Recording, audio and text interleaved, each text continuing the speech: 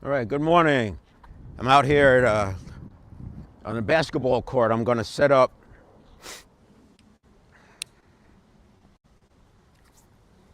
I'm out here on a basketball court. I'm going to set up my cones along specific spots on the court so that I can come out and time myself again in a few weeks. So the idea, I'm in a 2 month experiment with excess neurotransmitter production. And what I want to do is observe some of the shifts that happen. The science tells us that sprint activity and actually sprint activity, hence the footwork drills, will drive neurotransmitter production, which I use as a proxy for things like mitochondria, testosterone for men, estrogen for women after menopause, BDNF, brain-derived neurotropic factor, which is, think about that as the health of the neurons. And since we have 100 billion neurons, neurons have a lot to do with our quality of life. AMPK, think of that as the energy modulator. It gets into metabolism. I do expect to see less insulin resistance as a result of it. It reduces inflammation. I've already noticed that.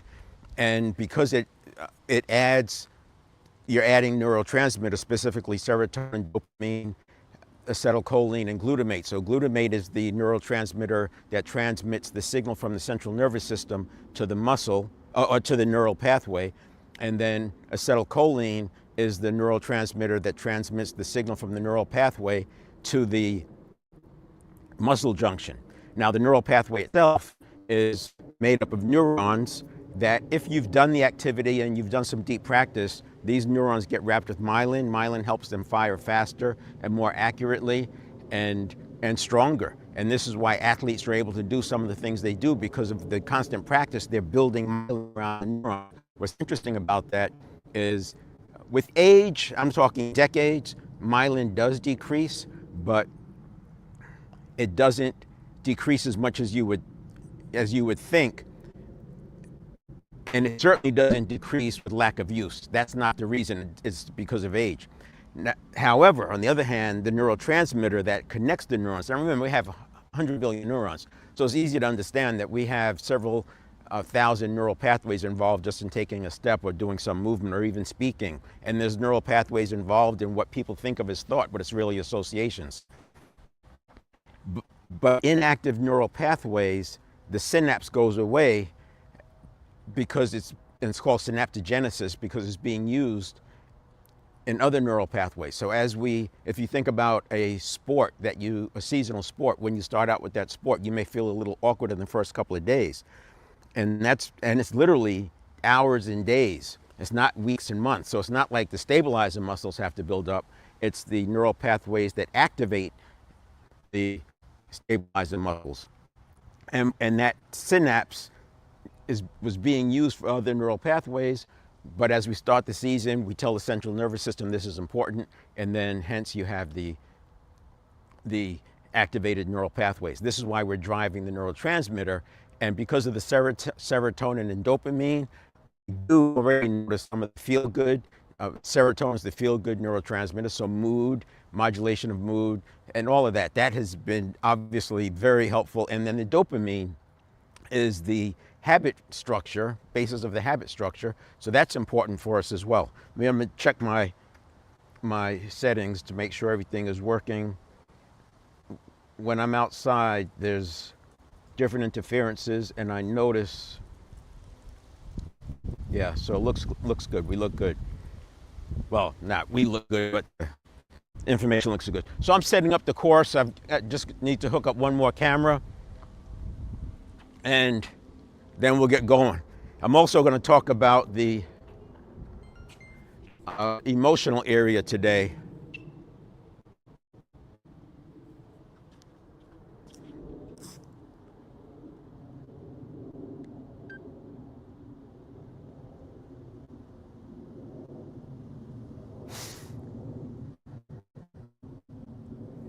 I'm also going to talk about the emotional area today. So a couple of weeks ago, I started with the mental area.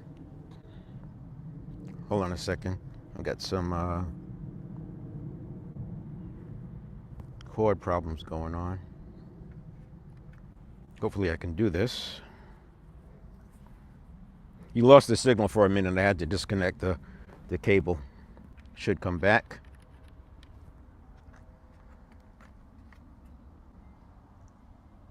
Yep, still looks like I'm live. I just need to start the camera, and I want to go to Rio. All right. To continue setting up the cones. I need to get a battery for that other camera.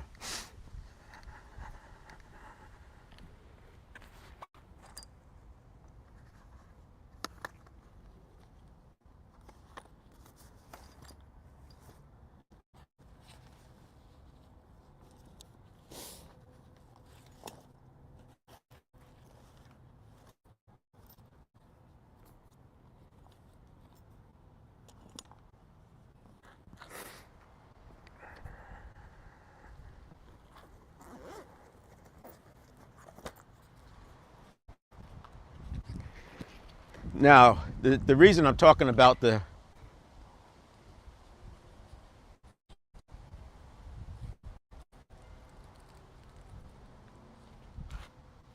reason I'm talking about the 7 fitness areas is because, or I should say, I'm covering emotional. This is part of the 7 fitness areas. 7 fitness areas is my framework for helping people go through a transformation. It's literally a roadmap that I use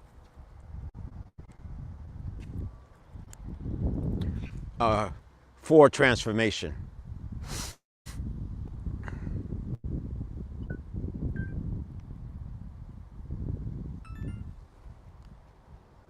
And the 7 fitness areas are mental, physical, spiritual, emotional. Mental, physical, spiritual, emotional, and that's on the left side, and then relationship, professional, and financial, that's on the right side. And the idea is that we first have to have agency, so we take care of the mental, physical, spiritual, emotional, because that's in our control.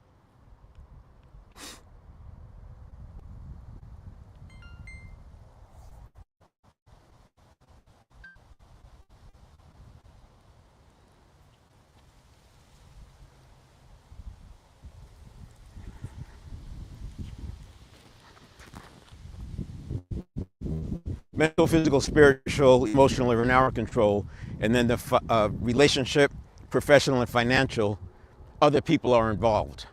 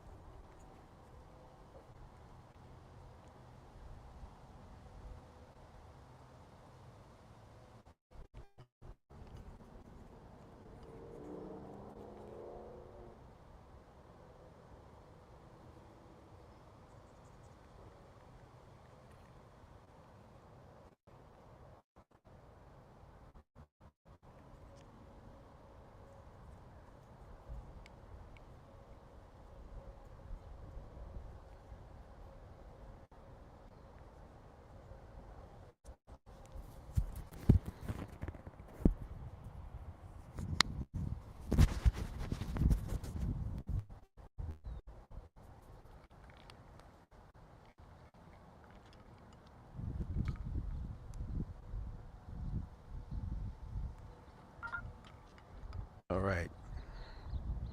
Testing, testing, testing, testing, testing, testing, testing, testing, testing.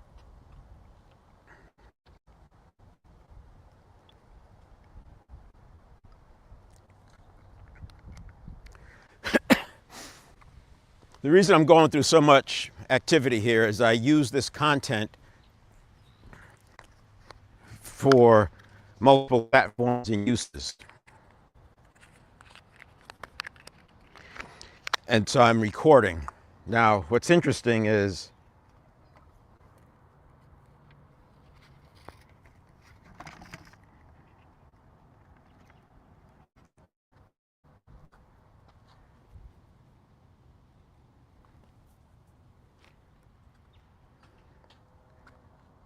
All right. I'm actually applying what I preach. Now, I'm out here. This is physical activity, obviously, and there's 7 fitness areas: mental, physical, spiritual, and emotional.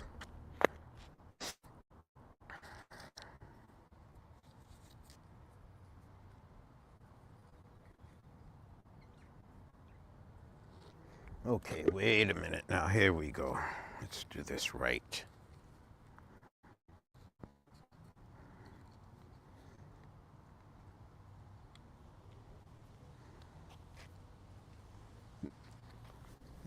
And I spend a lot of time on the physical. 1, because I'm doing the test and the experiment.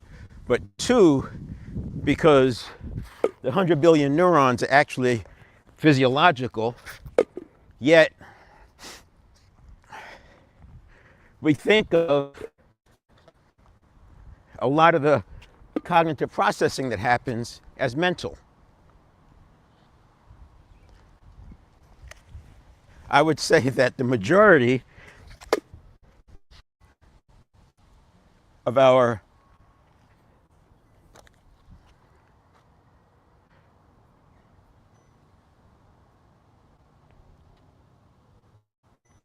oh, I see what's going on. Hold on a second. The majority of our what we think of as cognitive processing is actually physiological. It's because it's the neurons. And the reason I say that is 95% of everything we do is done by habit. And habits live in the neural pathways. And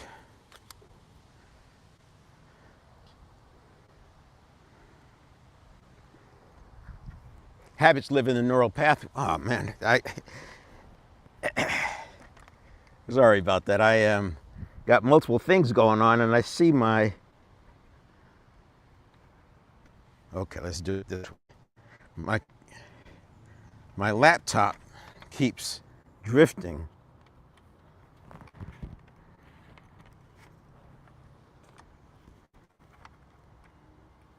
I see what's going on. Okay. My laptop keeps drifting, so let me just fix this.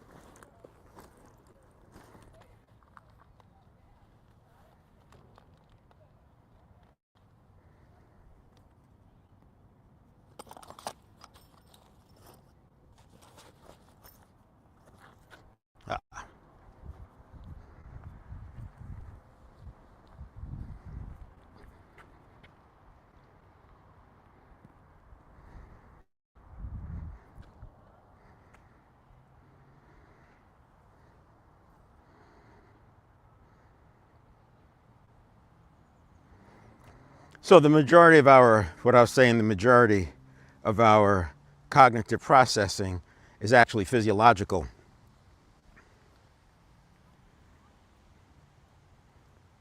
And I was saying that, I say that because 95% of what we do is done by habit, and habit lives in the neural pathways.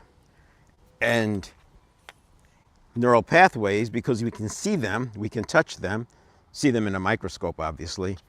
We can touch them.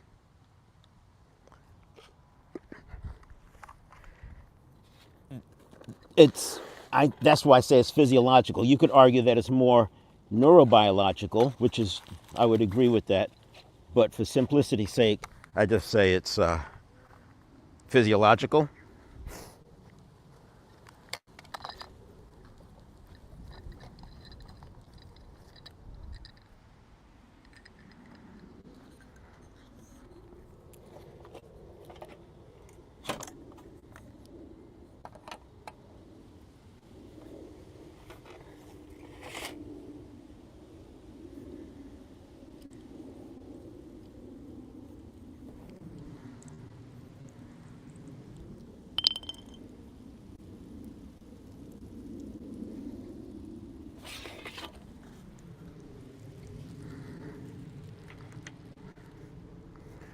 Yeah, so I was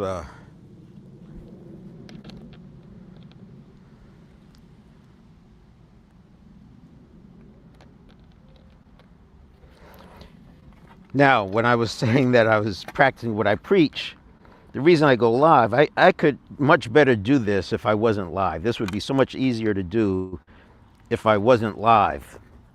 And being live, the reason it's so hard is because I am under this constant tension. Like right now, fixing this laptop thing, I thought I had it tight enough, but just moving around and transport, etc., must have caused a problem. So I am tightening it.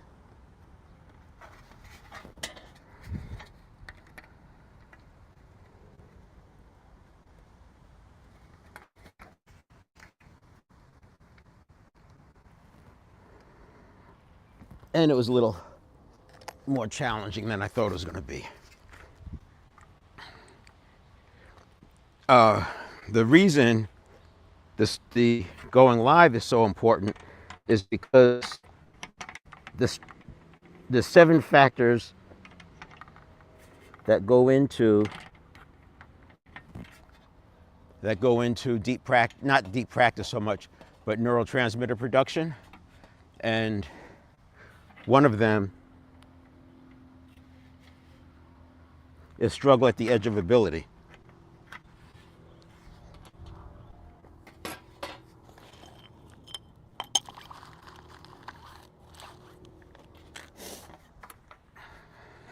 And so being live forces me to struggle a little bit because I'm doing things that are not comfortable.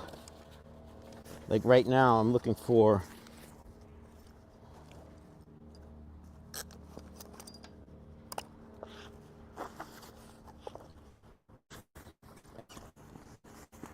it's crazy, looking for my keys.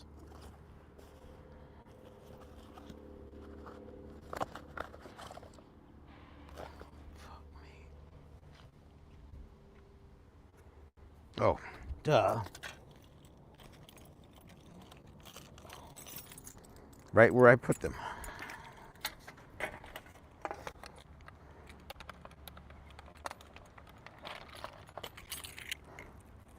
Now, I do want to acknowledge that if you are already checked in, that I'm wasting your time. I get that, and I do apologize. That wasn't the plan. I thought I had everything set up.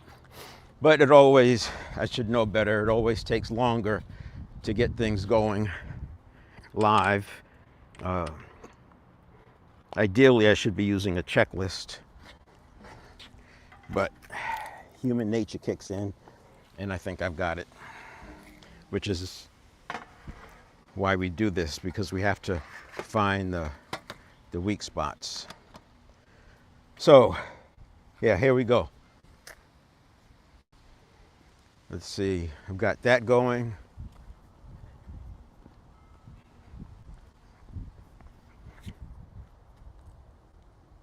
That's going.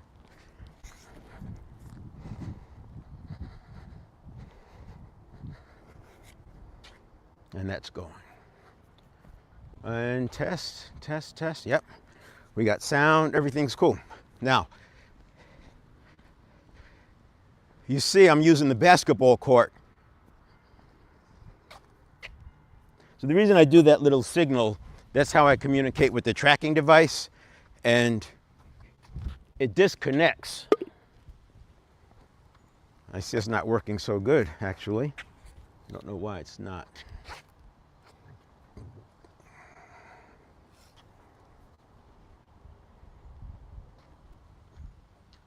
All right. Well, I'm not sure why it's not working, why it's disconnecting. I may just lock it down and go wide angle.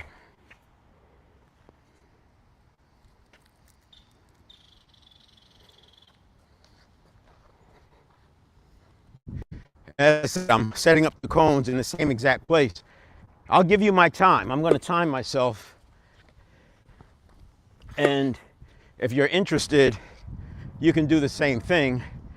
And now, since I'm using a basketball court for this particular drill, it makes it easy to replicate for anybody. Now, it's not going to be necessarily evenly spaced because I'm using the markers on the court. 1, 2, 3, 4, 5, 6. 1, 2, 3, 4, 5, 6. 1, 2, 3, 4, 5, 6. Actually, so they are. And this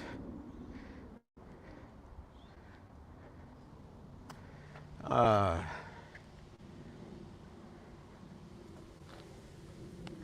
can I do this? I'm thinking about how I can fix this. So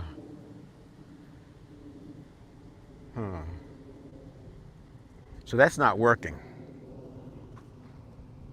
Here's what I'll do. I'm going to switch it up. So, because I mean, this for the live part, this is an important part of it. So what I'll do is I'll get a different tracker.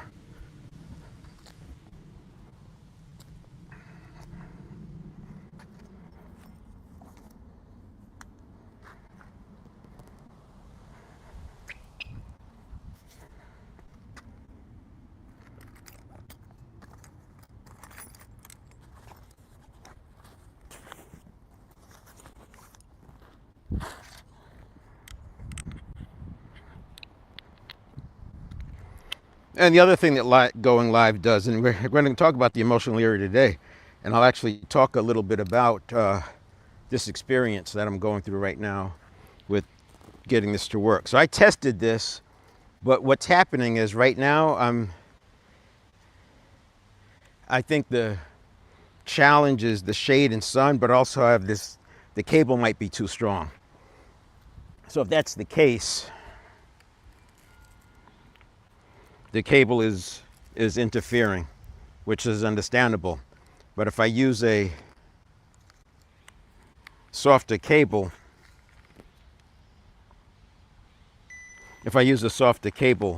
I'll have a problem of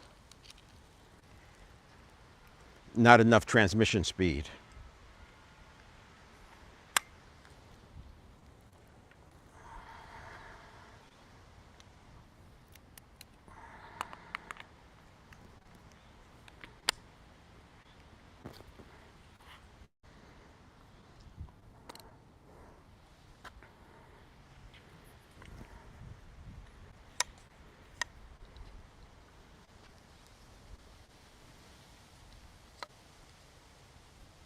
Let me change this real quick so you can see that I'm still here.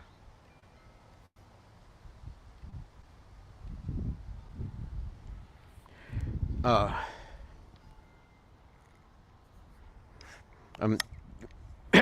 putting on a different tracker. The good news is the actual exercise itself is not going to take that long, and then I want to spend some time talking about the emotional part. And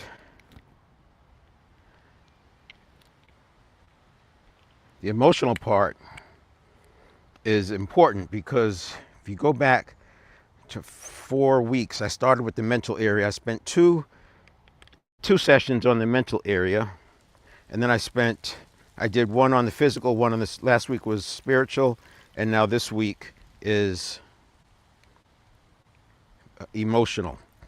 And what I'm walking through, we make 33,000 decisions a day, but those decisions are largely stimulus response cycles.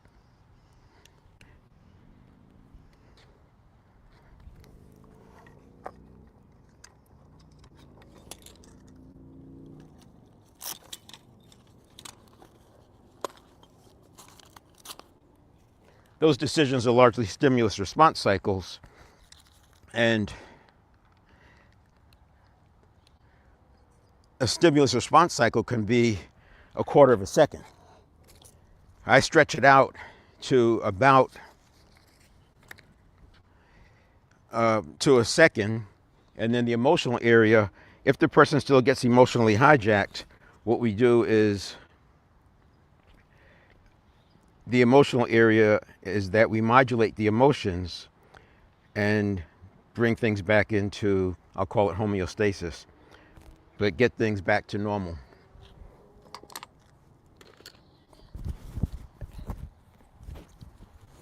And that's what we'll be talking about today in the emotional area. Oh, shoot.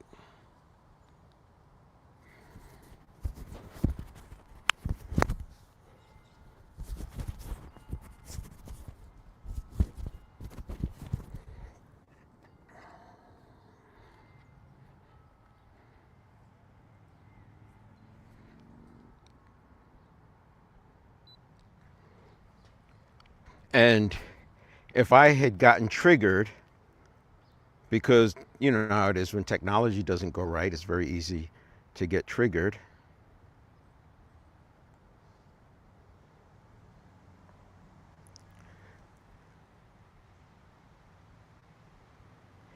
It's very easy to get triggered. You actually lose some of your capability.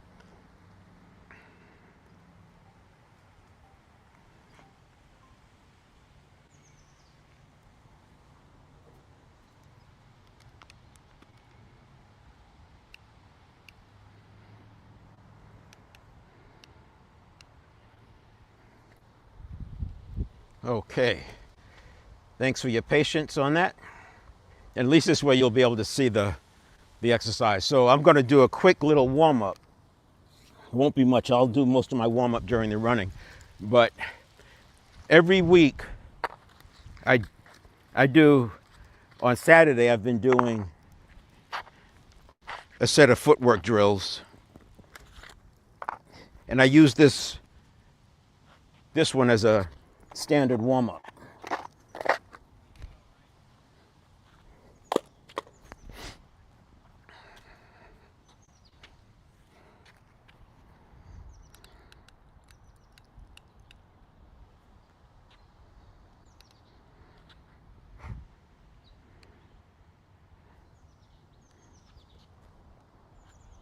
There we go.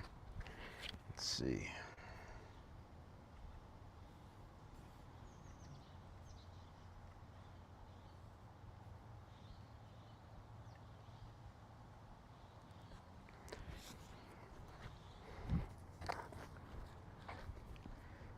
The reason this is significant, I use a standard warm-up every week.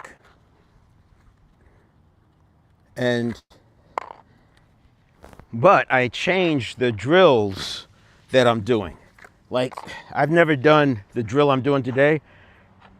I've done it on a hill, I've done it on grass, I've never done it on concrete or asphalt.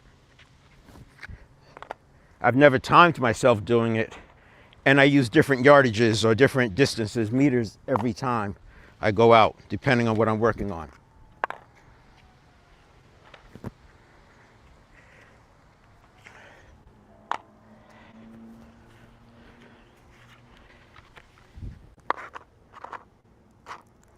So the reason why footwork drills are so powerful for this is because they hit the 7 factors, as does sprinting.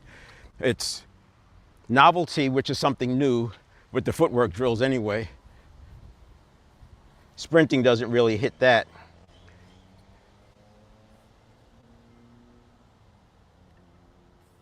Make sure settings, audio.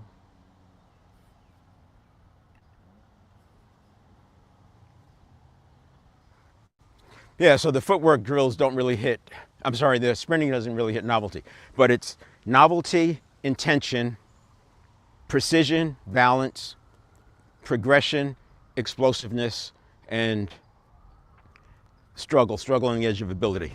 So while I'm warming up, I'll talk through those. I usually start off with something fairly easy. I've actually never done this on asphalt or concrete either, this particular exercise.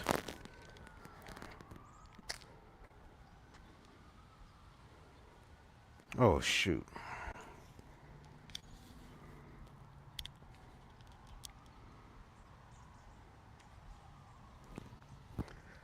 Hold on.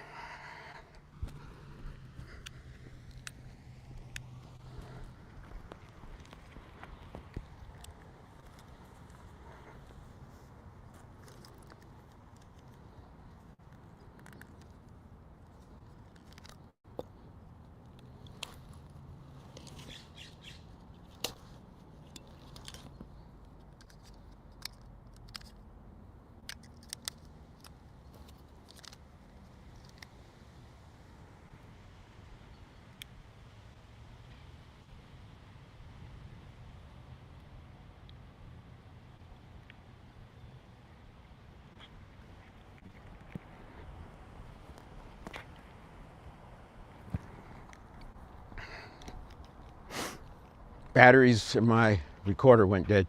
All right, let me start again. So I do this warm up all the time. The reason I do it the same one is because it's easy and because I'm doing it on camera and I can face the camera. Now, this drill actually introduces quite a few of the 7. So if you think about me putting my foot in the same spot every time, and I have them lined up on this line, and so to get the novelty, it's new because I'm doing it on concrete for the first time. To get the intention, I'm warming up, and the context of all of this is that I want to improve, I want to add anti-aging. So the neurotransmitter and all that does is it enhances your biological age.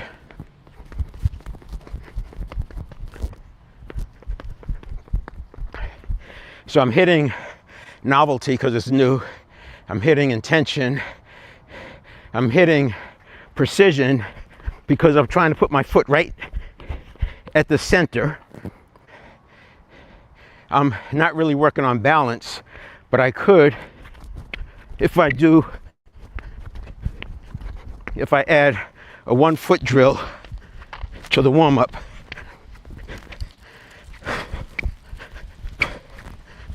and you can see how these will be beneficial for sprinting. And so the progression part is we add more to it. So you see I've been doing this,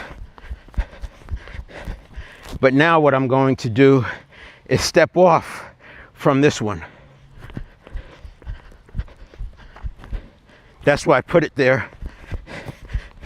And in addition to the progression, I'm adding explosiveness because I'm having to bound off that foot as I was with the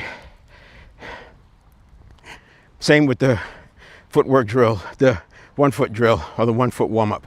Now what I'll do is it's not really a warm-up like you would think about at the gym. I'm getting my blood moving, I'm getting my breathing going, as you can hear, and now I'm going to bound, skipping 2 spaces. So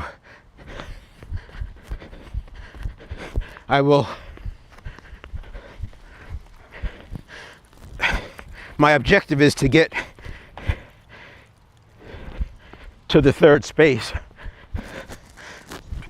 like that, but to do it inside of the comfort zone. Remember, struggle at the edge of ability. We want to have enough successes and we want to have enough context for dopamine so that we're improving. And this will boost the serotonin and the dopamine as well. So that's pretty much it on the warm-up. And now I'll do the actual drill.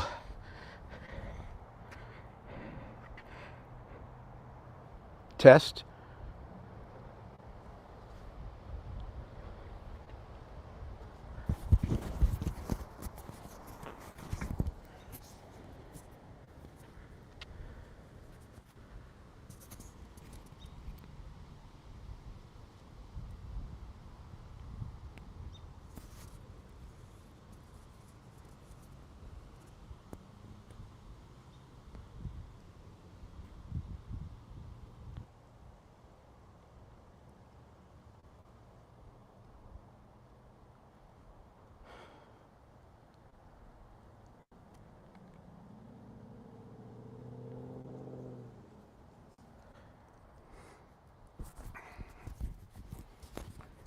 I've learned the hard way to check my settings. They have a habit of going out.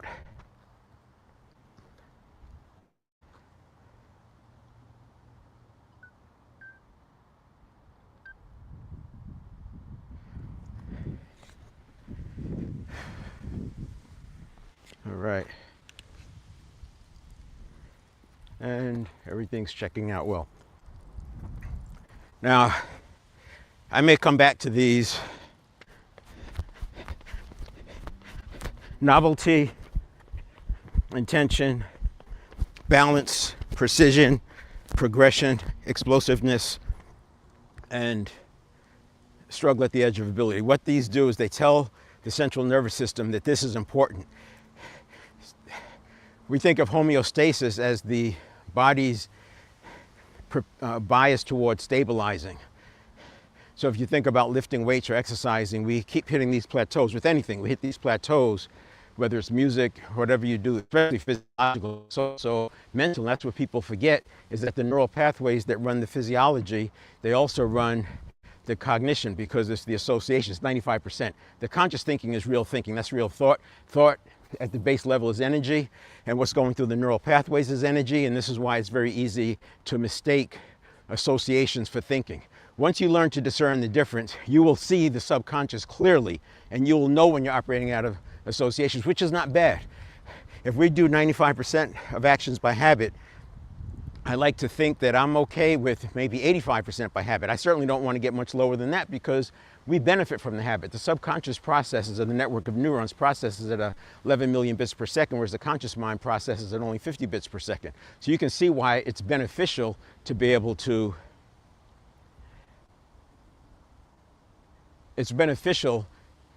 have some of the work done by habit. And this is why I'm building up neural pathways to do this work. So what I'm going to do is just do a quick warm-up and orientation. I like to do a couple orientation ones. So we're going to go here and then skip, or side shuffle I should say, to this one, and then side shuffle. So you see I go past it and I side shuffle to behind it, and then I come across, and that's real time.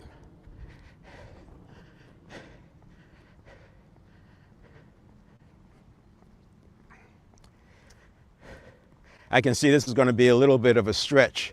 I may end up warming up just with the 3 shuffles, or 2 shuffles I should say. So here we go.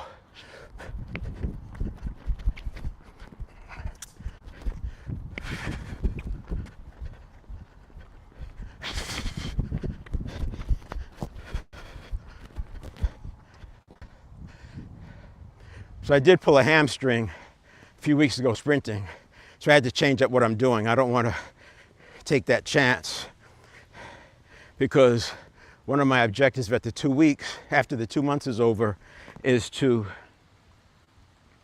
assess my performance based on 5 years ago. So I do have my sprint times from 5 years ago, as well as my run times for 250 meters. Now, I was 15 pounds lighter, so I have to lose some weight as well. And I was not worried about the weight, but until I pulled the hamstring, then I said, well, I've got to heal anyway, so let me work on that. All right, so here is the drill. We'll just get into it. I'm going to time myself from this line, and then I'll cross that line, and then I'll come out here in another month or so and time it again to compare. I should be obviously getting faster, is the idea. Now, I'm not a sprinter. I've never,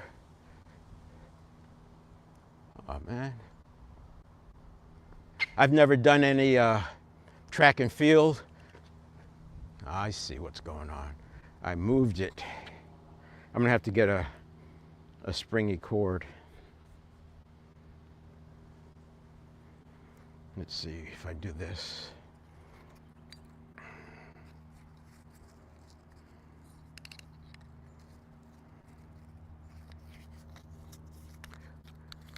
I've never done any track and field training. I just have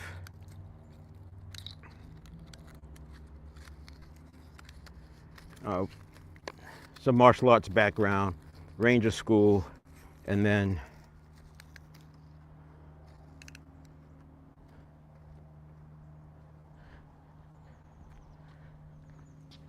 just what I've read and studied. What I'm doing here, just so you know, is the cable that transmits to from the camera to the computer is a little bit too heavy. And as a result, it binds. It's causing the tracking mechanism to fail.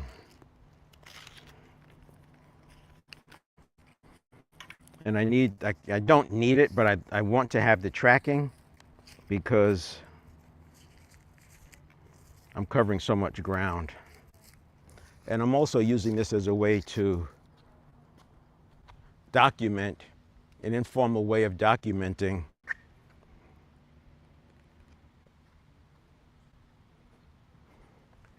my progress. Okay. Let's check the sound again. It looks like sound is good.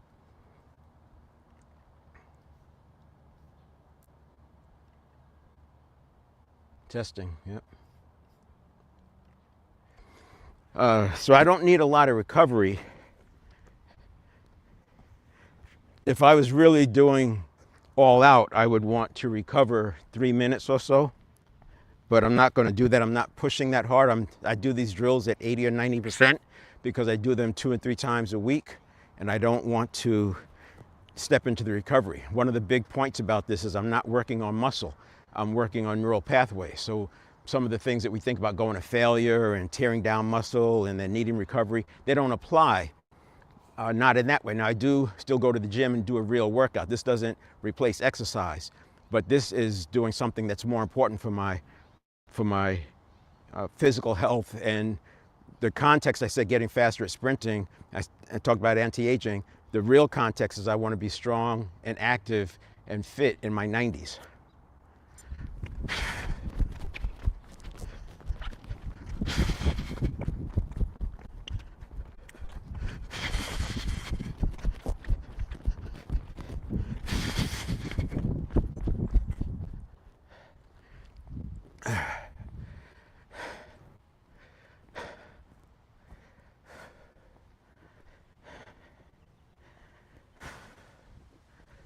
So that came out to 13.6. At one point I thought about going around that pole. In fact, I'll do that. Just another way. So let me start talking about the emotional area because I have to recover. So I'm gonna start going around. Well, I can't, let's see, do I wanna go around the pole? Maybe if it'll work.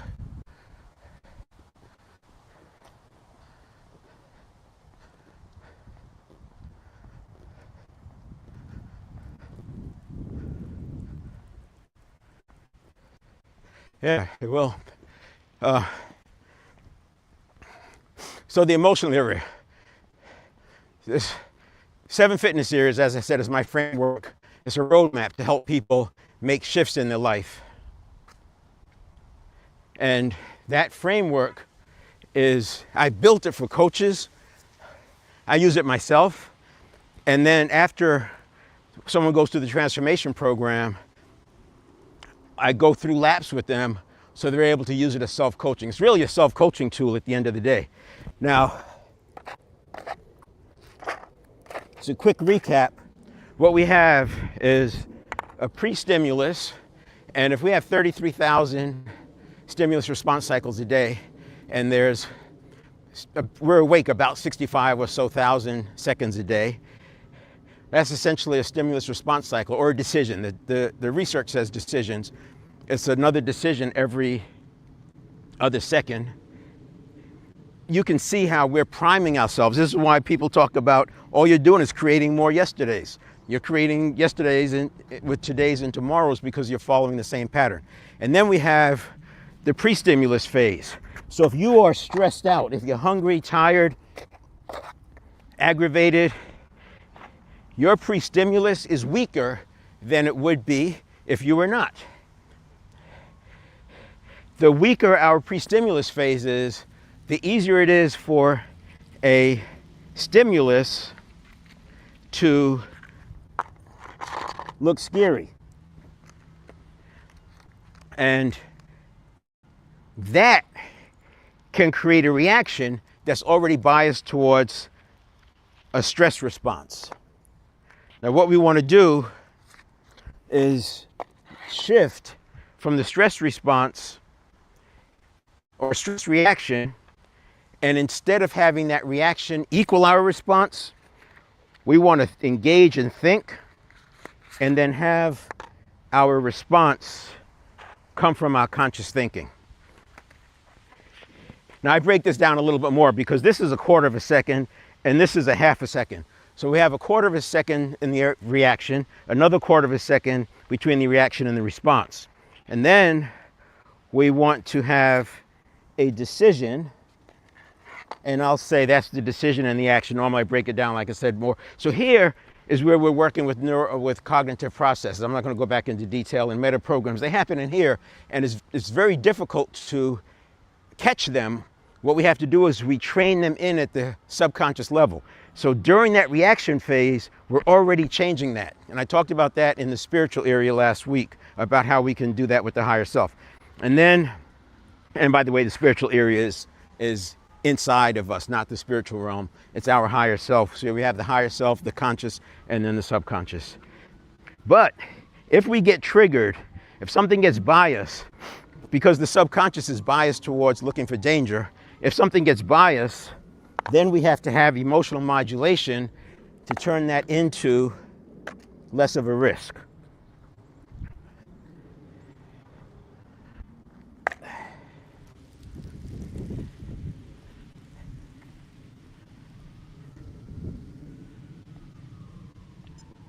Now I'm going to do a round trip. I'm going to do a whole lap and come back and turn the watch off here.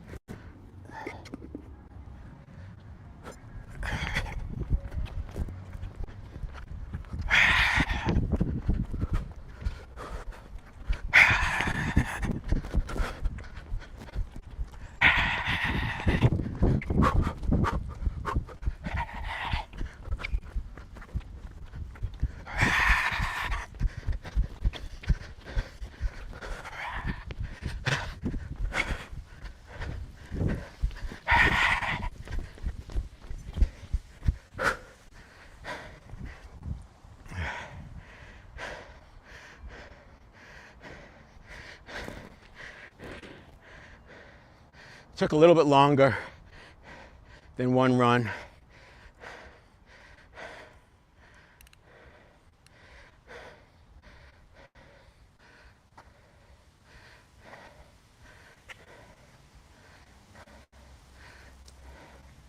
Let me see something here.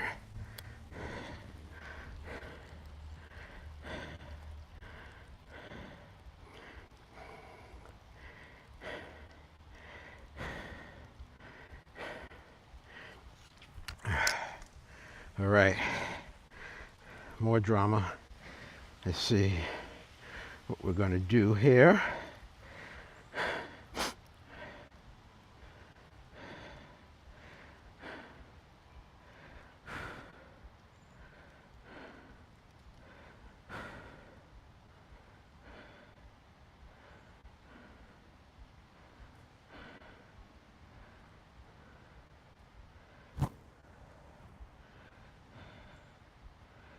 All right, that should take care of it.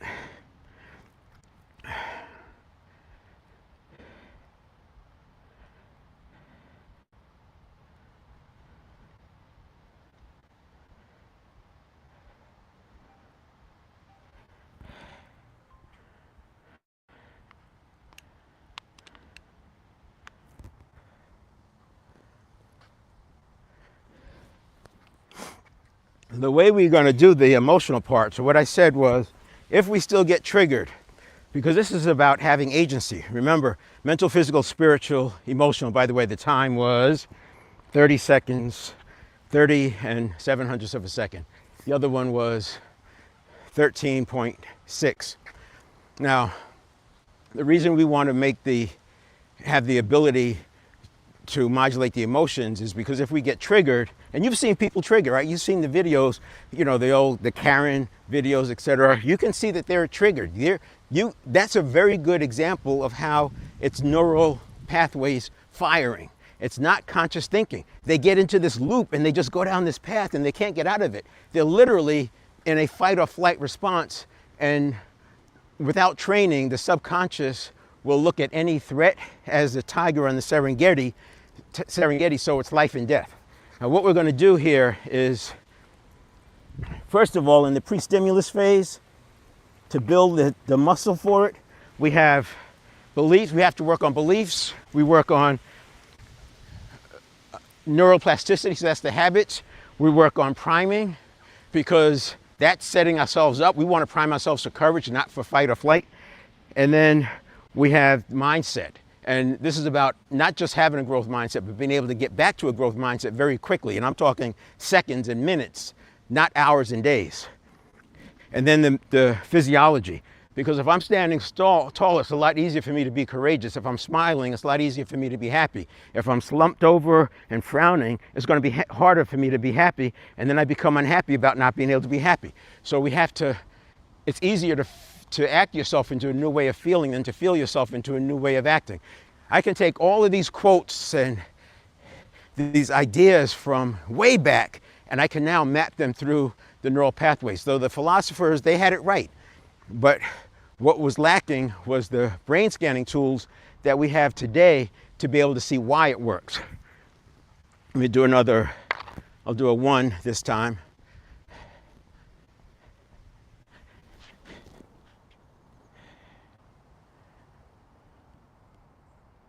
Oh, shit.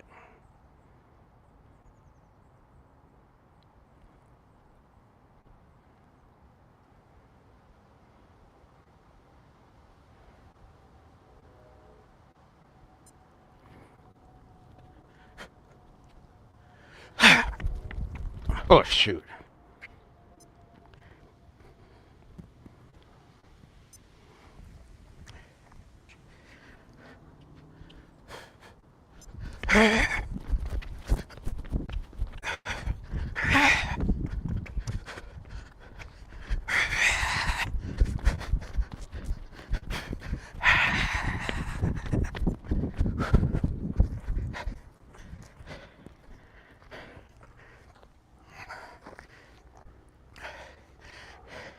So this drill is very good for a few things. Because I have the cones shorter, I'm working on starting the acceleration. I'm leaning forward a little bit. I've done this drill setting it up on a hill, and while I'm on the last stage, because I'm going so much slower, plus I use a weighted vest, I'm working more on the footwork. My footwork is not right, so I have to do some drills on that. But I'm literally working on the start, and then while I'm side shuffling, I'm doing like a mini recovery, then I burst again. So you can see this has it's novelty because it's new and I can change it up. Normally I use 5 steps instead of 6, so I'm a little bit further apart. I've never done it on asphalt or concrete. And so we got novelty, we have intention, speed, I'm timing myself. We have precision. I want to get close to those cones because that's how I'm going to keep my time low. Balance, not so much, but yeah, I'm leaning over, so it may not be balanced as the way you're thinking about it, but I've got to balance my strides, etc. And then we have progression. I'm timing myself. I just showed a progression one where I did a whole lap instead of a half. And then we have explosiveness, that's coming on the start especially. And then the last one would be the struggle at the edge of ability. So I'm definitely struggling because I now did 1309. I like to see a sub 13. And this is how I get hurt when I'm sprinting. I start going after time instead of letting the speed come to me. So what we're going to do with the emotional part is, it's an important one because if you look at why people don't pursue their dreams and you get into it. So I do this thing seven levels deep, and you just keep asking why, and ask why and why and why. It's not just why, it's like, and why is that important? Oh, and what's kept you from doing it before? So you want to dig down 7 levels deep. It's not really 5 whys as the quality terminology, but it's 7 levels deep. There's a lot of whys in there. And what happens if you do? What happens if, what do you think will happen if you don't, etc. And then this is bad because it keeps us from pursuing our dreams, because we know that when we're triggered, we're out of control. And depending on how bad you get triggered or how susceptible you are to it, how intense your fight or flight is, you could get so triggered that you burn it all down. And so it's easy to understand why people don't want to take a chance. So what we're going to do is we want to turn the emotional from a trigger, we want to turn into something that's a little bit more neutral, and then turn it into something that's empowering. And the way we're going to do that, Joan Rosenberg, in her book 90 Seconds to a Life You Love, it's a great book, she says that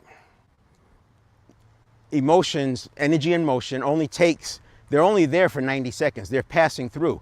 The original reason for emotions, if you go back to hunter-gatherer, before language, was if someone bit into some object, that the people in the tribe sitting around would instantly know if that was a bad thing or a good thing just by the emotion on their face.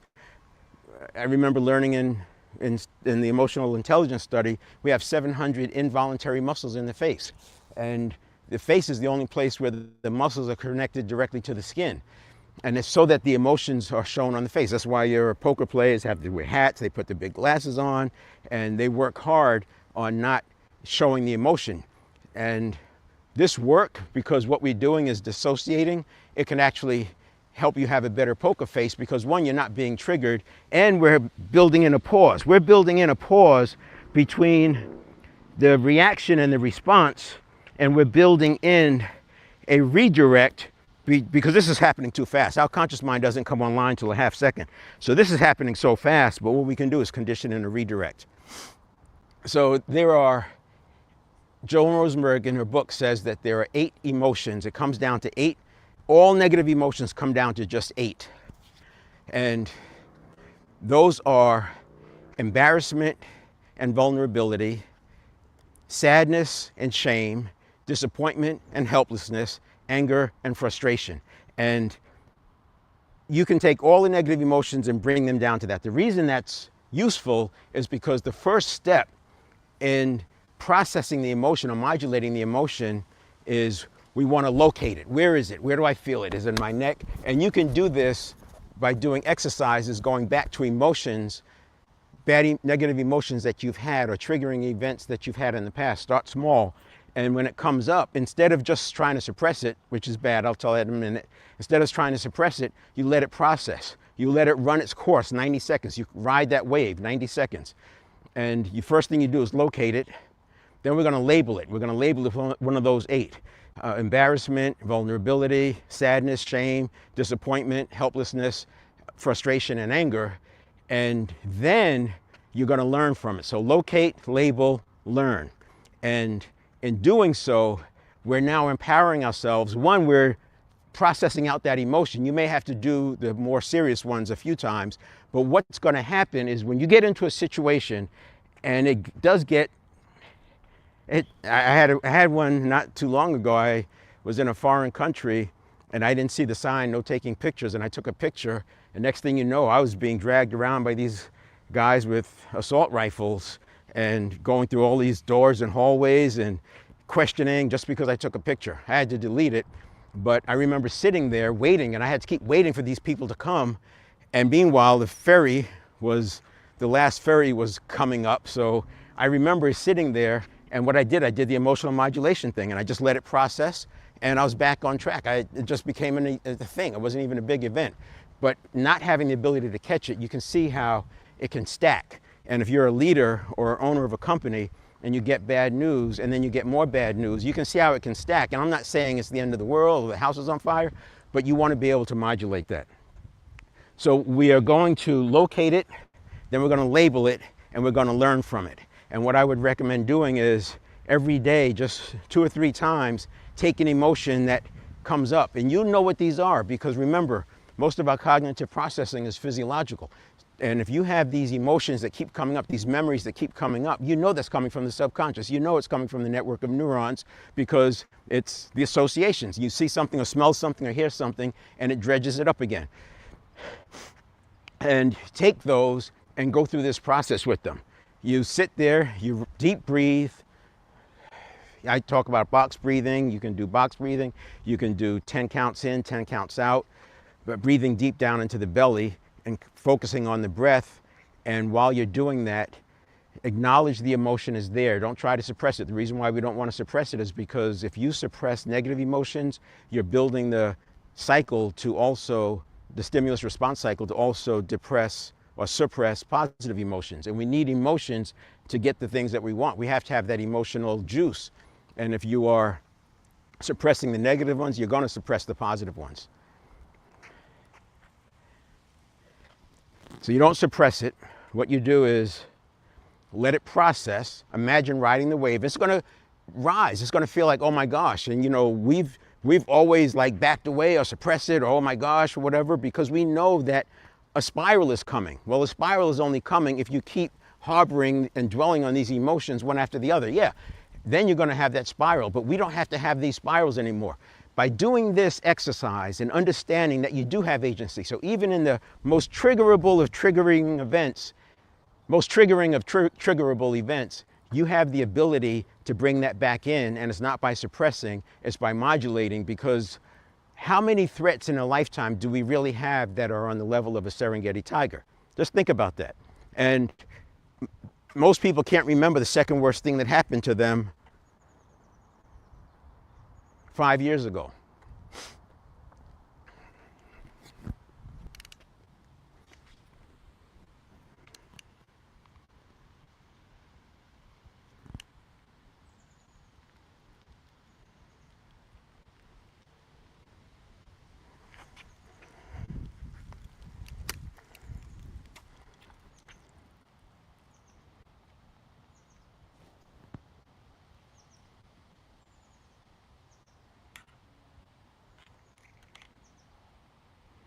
Okay, so it looks like I got one more of these that I can do. My tracking is gone, but I'll still have, oh, looks like I still have a little bit of tracking. Yep. All right, so I'll do one more. I'll do the whole lap this time.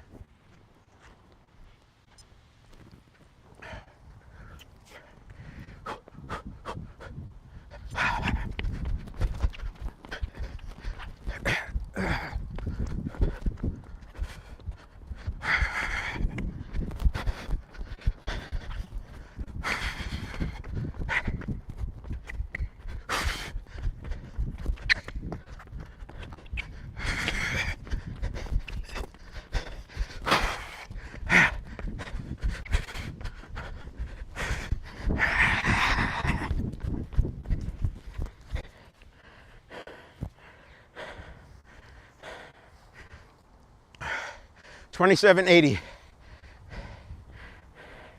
27.8, down from 13 and change.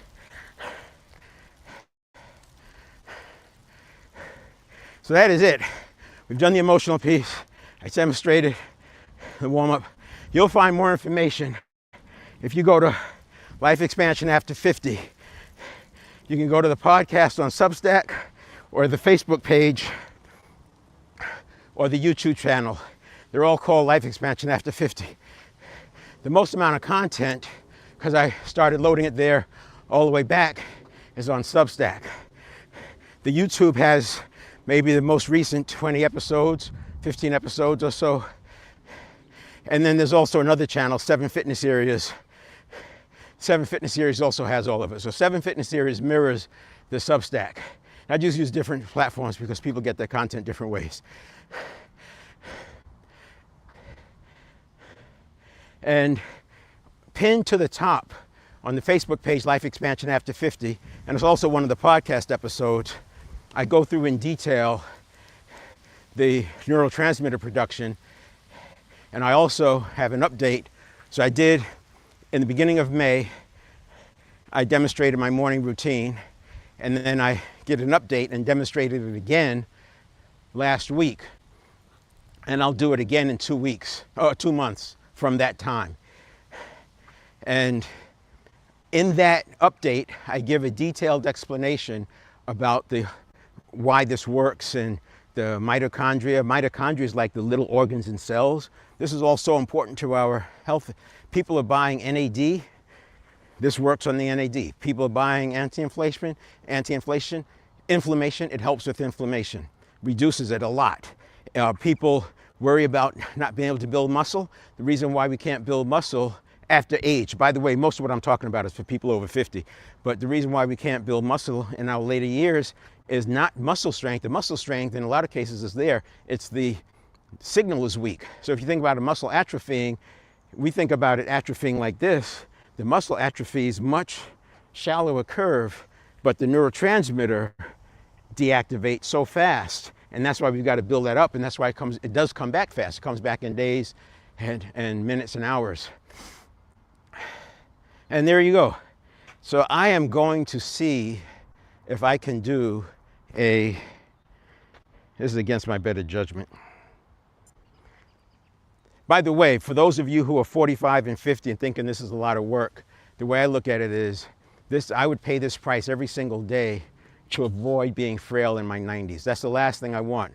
Dr. Von der Wright, she talks about what we want to do is be healthy and then die. And not sleep, boom. And that's actually, so Von der Wright, she does a lot of this same kind of work. She doesn't talk about it from a neurotransmitter, but she's doing it with athletes. She works with master athletes, people over 60 and 70. And she talks about so most people have an age decline line that starts around 40, in our 40s. We have a age decline line that starts around in our 40s. And what she talks about is pushing it out to 75. I believe that by approaching it from the source, the neurotransmitter, by building up the mitochondria and stacking it and doing more and more and more, we have the ability to extend it out all the way to 80, 85. And that's my plan. And she talks about, she wants people to be able to go all the way out and then just drop. And at 100, that's my deal. Live a great life, and then at 100, check out. My kids don't like it when I talk about that, but I'm like, whatever. All right, so here we go. I'm not going to worry about the time. I'll time it. If I hit lower than 13, I do. If I don't, I don't.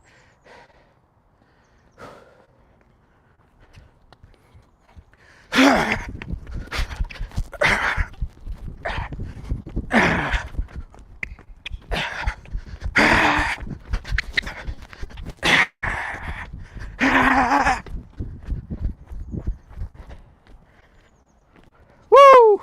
11.44. 11.44. The tracking wasn't working, so you'll have to come online and look at the replay once I edit it.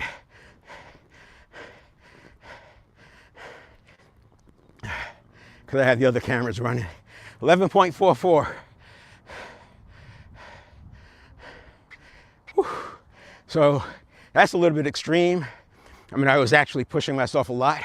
And you can see, you'll see in the replay how the footwork comes into play. Balance, so I was definitely doing some balancing, definitely some precision footwork. I'm 70, and I decided 2 weeks ago I'd drop to 15 pounds.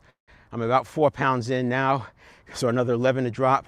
I don't know that I'll drop them by mid-July, but that's the idea, because I also have to eat to be able to do these exercises. But I had a conversation with a guy in my motorcycle rental business. And the same day I had a conversation with a guy who was 50 years old. And he's talking about, oh, I don't know if I'm too old. I don't know if I can do that kind of riding, you know. And he was wanting to rent the motorcycle, but he was worried about going on twisty roads because he's 50 years old. He just wanted to be on the highway, all this stuff. Same day, an 80-year-old guy comes in, takes out a KTM 1190, if you know, you know, and he jumps on that bike. He's gone for 10 days. And he was riding with people who were in their 40s. And here's a guy, and because at 80, he's having to reach down and ride with younger people. And it struck me at that moment, how many people are wasting their life because they think that it's over at 45, 50, 55, 60, 65, 70. You'll find that the age or the life expectancy tables, they're not what you think they are because they start at 0 and they don't reset. So whatever year you were born, your life expectancy table starts at 0 and it's looking at all the deaths and it's tracking your life expectancy based on all those deaths, all those births at 0. What it doesn't do is reset. You can now, because of the internet and data, you can now go in and deeper and find reset tables that adjust from 50 on. And it's more like, if you're 50, your reset life expectancy is more like early 90s. And by the time you get to that 85 range, it'll be more like 100. There you go. I'm going to call it a day. I'll put this out here on these same pages, the recorded event. It'll obviously take out a lot of the noise and the time, and I mean noise pauses and working on technology and stuff. All right, thanks for joining. Next week, I'll be doing a wrap up of the 7 fitness areas, another overview of the 7 fitness areas. I'll do something fairly basic on the drill because I'll be at the park in Sacramento and I don't want to lug all this stuff in there. And there you go. See ya.